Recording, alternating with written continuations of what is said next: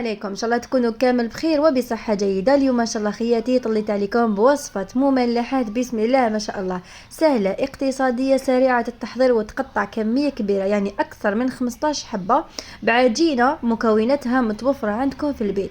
تحضروها لولادكم ولا لضيوفكم ولا حتى تقدروا تخبوا الوصفه لشهر رمضان الفاضل. درتها لكم بحشو يجي بزاف بنين معسل مفرمج.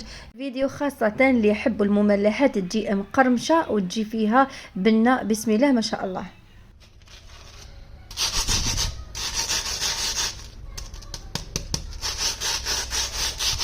قبل ما نبداو الفيديو صلوا على الحبيب المصطفى عليه افضل الصلاه والسلام. نتمنى تدعموا الفيديو مع الاحباب والاصدقاء، واذا اول مره زرتوا قناتي نتمنى تفعلوا الجرس وتشتركوا فيها حتى توصلكم كامل الوصفات السهله والاقتصاديه. ونبداو على بركه الله بطريقه التحضير. اخياتي راح نبداو بالعجينه. عندي كاس حليب دافي كما قلت لكم في بدايه الفيديو، راح تحصلوا حتى ل 15 قطعه. عندي ملعقه كبيره من خميره الخبز، ملعقه تكون ماشي معمره مليح من السكر، حبه بيض تكون كامله. راح نخلطوا جيدا المقادير. هنا اخياتي اذا حبيتوا كميه قليله يعني نقصوا الكيلو. عندي نصف كاس من الزيت العاديه ونزيدوا نخلطوا جيدا المقادير. بعدها راح نبدا نضيف الفارينه في التدريج. كما قلت لكم مكونات راهي متوفره عندكم، يعني دقيقه تنوضوا تحضروها للعشاء تجيكم كميه لاباس بها. تزيدوا لها لا سوب ولا شوربه تجي خفيفه وتجي بسم الله ما شاء الله. راكم عشيتوا ولادكم بطريقه وبوصفه سهله واقتصاديه. هنا خياتي بعد ما درت الكاس الاول تاع الفارينه ملحت الخليط تاعنا ملعقه صغيره من الملح، خلط المكونات، بعدها ضفت له كاس الثاني من الفارينه. بالنسبه لكميه الفارينه الكاس من الحليب راح ندير لكم 2 كيسان مملوئين جيدا. راح نلموا العجينه تاعنا حتى تحصلوا على عجينه تكون طريه، لازم تكون تتلاصق في اليدين. نحطوها على طاوله العمل وراح ندلكوها حوالي 5 دقائق، يعني نبداو ندلكو فيها حتى تولي ما تتلصقناش كامل في طاوله العمل. وهنا تقدروا تستعملوا ملعقه ولا كوبات، كل ما تتلصق لكم عاونوا بالكوبات باش تنحي لكم كامل هذاك اللي راه لاصق في طاوله العمل. هنا خياتي ضروري تدلكوها مليح باش تديروا لها لوجه، وفي نفس الوقت تطريوا العجينه تاعكم اكثر وتجي مهويه باش كي ديروا المملحه تاعكم تجيكم خفيفه. هنا خياتي بعد ما دلكتها مليح ووصلنا للقوام هذا، يعني شوفوا الطريه وفي نفس الوقت راهي تتلاصق في اليدين. راح نديرها في غيسيبيو يكون مرشوش بالزيت، نغطيها ونخليها حتى يتضاعف الحجم تاعها.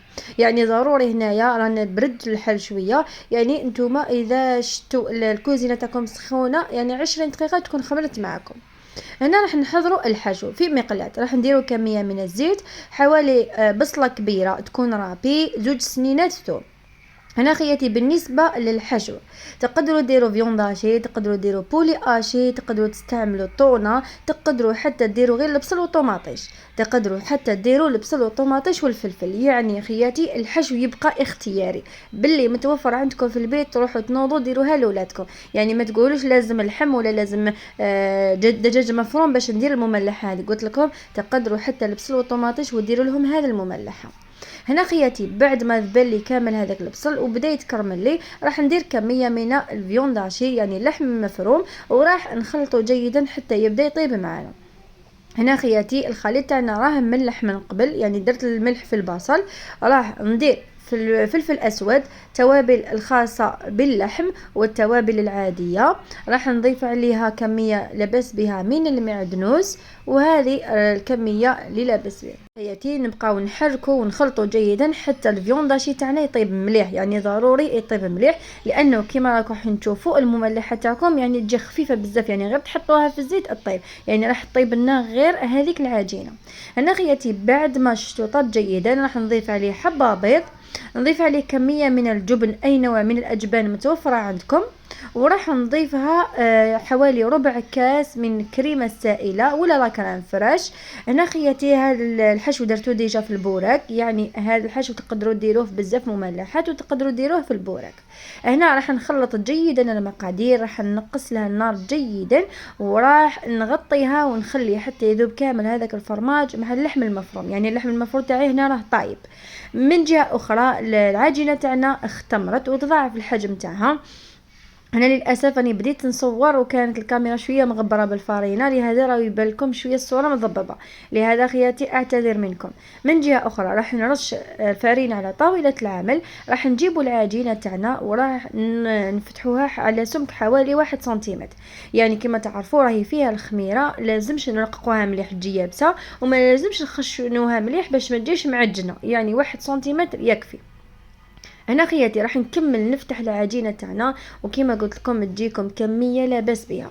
بعدها راح نجيب طابع دائري. بالنسبه للطابع اذا حبيتوا الحبيبه تاعكم كبيره استعملوا المول الكبير، انا استعملت المتوسط وجاتني الحبيبه يعني لا باس بها. اذا حبيتوا الحبيبه الصغيره تقدروا تنقصوا المول. هنا يا خياتي تقدروا حتى تستعملوا الغرفيه ولا البور تاع الشربه، تقدروا ديروا به دائره عادي. انا خياتي راح نكمل نطبع العجينه تاعنا بهذا الشكل. بعدها العجينه اللي فضلت لنا راح نغطيها بكيس بلاستيكي ونخليها ترتاح مره اخرى، يعني ما نعاودوش نخدموا بها مباشره، نديرها داخل كيس بلاستيكي ونخليها ترتاح. هنا خياتي راح نجيبوا الحشو تاعنا وراح نديرو كامل على العجينه تاعنا كما راه واضح معاكم.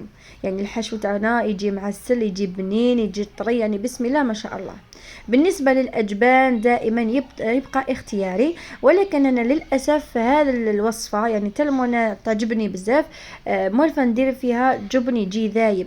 للاسف المره هذه الزوج جاب لي 2 انواع تاع الاجبان، معنا باش اذا دخلوا جديد للسوق ولا ما على باليش، لكن صدقوني ما فيهمش حتى مذاق وما يذوبوش. هذا شيدار وغودا هما يتباعوا هكذا دي بودان صغار، يعني صدقوني خياتي كيما درتهم ما ذابوا يعني حتى الذوق تاعهم ماشي بنين. يعني كنصيحه بالكم ديروا هذا النوع، لانه ما راحش يمدلكم حتى مذاق بنين للبوراك تاعكم ولا المملحه تاعكم. انا خياتي انا للاسف اول مره نجربه، ما عجبنيش، قلت لكم ماذا بقى هكذاك في المملحه تاعنا. لكن نتوما ديروا نوعيه جيده باش هكذا كي تحلوا المملحه تاعكم تجي الفرماج دايب ويمدلو ذوق شباب الحشو تاعكم. من جهه هنا خياتي جبت كميه من الجبن، يعني اي نوع من الجبن يكون مثلثات ولا انا استعملت مثلثات، وراح ندير قطع هكذا فوق الفرماج رابيل كنت درته من قبل. يعني كنت اول مره نجرب الجبن هذا ما كنتش على بالي بلي ما يذوبش، لكن انا حبيت نشارك معكم العجينه والحشو، قلت بالك نتوما ديروها بجبن واحد اخر وتجيكم ذايبه وتجيكم بزاف بنينه على اللي درتها انايا. يعني حبيت نكون معكم صريحه وصادقه في الوصفه. انا خياتي راح نغلق بهذه الطريقه، يعني نبدا من البدايه، يعني نجبد في العجينه ونغلق في نفس الوقت، يعني راح نغطي كامل هذاك الحشو حتى يولي ما يبانش مليح. راح نضغط مليح باطراف الاصابع، يعني راح نغلقوا العجينه جيدا. بعد هكذا كي نكملوا الحبيبات الاولين يكونوا اختمروا معنا، يعني ما راحش يعاودوا ينحلوا. يعني ضروري هنا خياتي تغلقوها مليح باش ما تحلش معاكم كي تعاود تختمر. هنا راح نكمل كامل الحبيبات تاعنا بنفس الطريقه، يعني نفس التشكيل. هنا اذا عجبتكم هذا النوع من المملحات شاركوني في التعليقات باش نزيد ندير لكم يعني انواع ما شاء الله تخبوها لصيامكم ولا حتى شهر رمضان. انا خياتي راح نكمل كامل العجينه تاعنا بهذه الطريقه. من جهه اخرى راح نوجد لا شابلور وحبه بيض كامله، راح نضيف لها حوالي ربع كاس من الحليب. انا نفضل نستعمل بانسو، يعني ما نحبش ندخل المملحات الكامل البيض باش ما ترفدليش كميه كبيره، ونفضل ندير بانسو باش ندهن كامل الوجه تاعها والقاعده تاعها. بعدها مباشره نديروه في الشابلور. بالنسبه للشابلور هذا خياتي اروع شابلور ممكن تجربوه، يعني يجي كما يتباع في المحلات كما راه واضح معكم، يجي ذهبي ويزيد قرمشه لاي نوع من المملحات تديروها ان شاء الله باذن الله.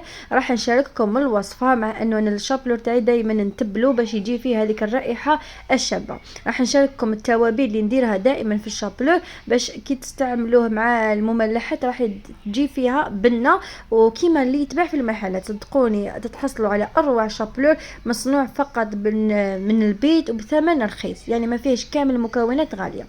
هنا خياتي راح نكمل ندهن كامل الحبيبات تاعنا تاع المملحات، راح نديرهم في الشابلور مباشره.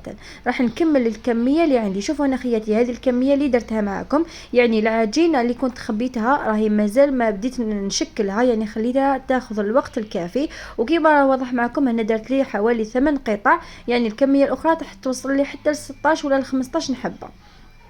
من جهه اخرى في مقلاة راح نسخن كميه تاع الزيت توصل للوسط تاع الحبيبه تاعنا، يعني ما تغرقوهاش بالزيت باش ما ترفد لكمش كميه لاباس بها من الزيت. بعد ما تبدا تسخن راح ندير النار في المتوسط ونحط مباشره الحبيبات تاعنا. بعد ما يتحمروا نقلبهم على كل الجهات باش يدوا هذاك اللون الذهبي. وشوفوا المملحات يعني بسم الله ما شاء الله. وهذه المملحات نفضل تاكلوهم وهما سخونين باش تتحصلوا على هذيك القرمشه وهذيك البنه. يعني اذا خليتوهم يبردوا عاودوا حموهم في الميكرووند ولا الاي فراير باش تجيكم هذيك القرمشه وهذيك البنه. واستمعوا لي خياتي هذيك القرمشه الشابه. نقسم لكم قطعه. شوفوا العجينه تجي مقرمشه وتجي طبقه تاعها رقيقه، تجي مفرمجه بحشو معسل وبزاف بنين، تجي فيها وحده الذوق بسم الله ما شاء الله. راح ديروها مع اون سوب ولا حريره ولا شربه، صدقوني الكميه اللي ديروها وما تكفيش لانه فيها بنه بسم الله ما شاء الله. والله الوصفه تاع اليوم تعجبكم وتجربوها وتدعموا لي القناه فضلا وليس امرا. دمتم في رعايه الله وحفظه. الى فيديو جديد ان شاء الله.